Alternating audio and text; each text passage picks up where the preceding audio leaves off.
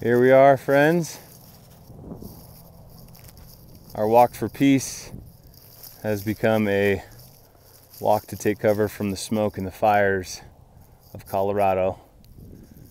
This is a combined front of many different fires.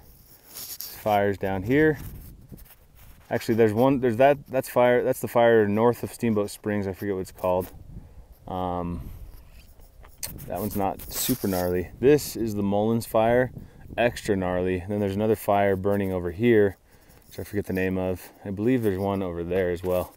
There's fires all around us here in Colorado. This is going to show us day 100 on YouTube. I'm a day ahead, so today is actually day 99. But yeah, for those of you who are actually watching these, just in case you're confused, if you've seen the lives and the photos and what have you. But today was sort of a gnarly day. James and I started out attempting to head north and east up over this old Roach National Forest area into the Roosevelt National Forest, and that did not work. That plan was a bust. I mean, we could have hypothetically carried it out, but I just felt it was unsafe, and it was jeopardizing our health. It was just full of smoke, and there was fires all around, miles away. So after doing some recon in the vehicle, I turned back, and James and I decided to turn around. When we came to the V intersection up the 125, if you head from Walden, Colorado heading north, you'll catch the 125 heading northwest, and then the 127 heading northeast. And both those roads were closed. So the main roads pretty much heading out of Walden and Cowdrey are closed. So it's been an interesting day, an interesting couple of days. We haven't made a ton of progress on our walk, which is a little bit of a bummer, but it's okay. Part of this walk is us learning how to sort of roll with the punches, and just make the most of what we have.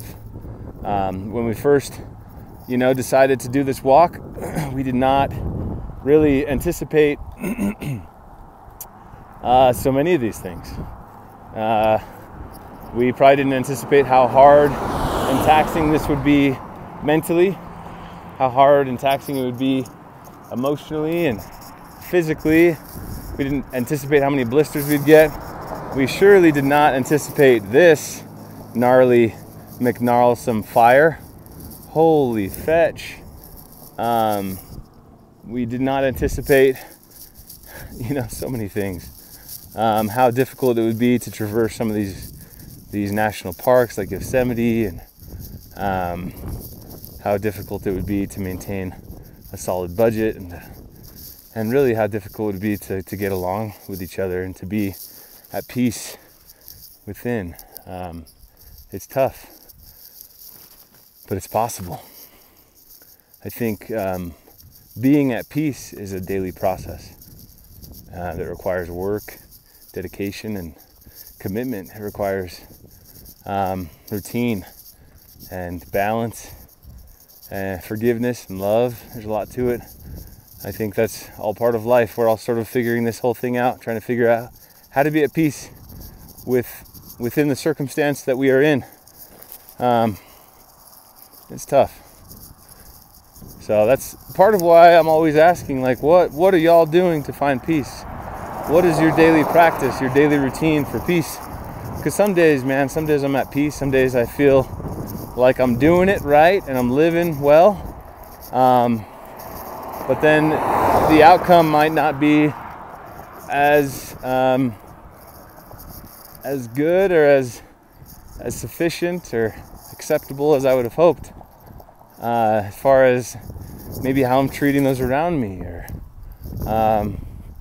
how I'm feeling at the end of the day, But as Mel Robbins put it the other day on Twitter, if we're always seeking happiness, we'll never totally find it. And I think part of what she's saying, she likes to say controversial things like that. I think part of what she's saying is, part of it is just being like okay with where we're at and accepting the way things are, and just sort of being willing to work things out as they are, and willing to just sort of love ourselves for who we are right now, right here. I love myself, not perfect. My memory isn't the greatest. I tend to leave things behind. I've had a phone destroyed since we started this thing. I've had left my boots on the side of the road. Hell, I even forgot my backpack the other day, and my walking staff. I'm sure I'll hear that from some of you.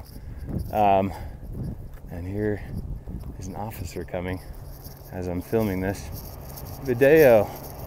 Hopefully these firefighters are all right that are fighting these fires. God bless them. That's the third or fourth lights. Oh gosh, man, that makes me so nervous for these guys. I saw so many of these trucks driving up into this mountain, right into this fire. But anyway, it's gnarly. Man, I really hope those guys are all right.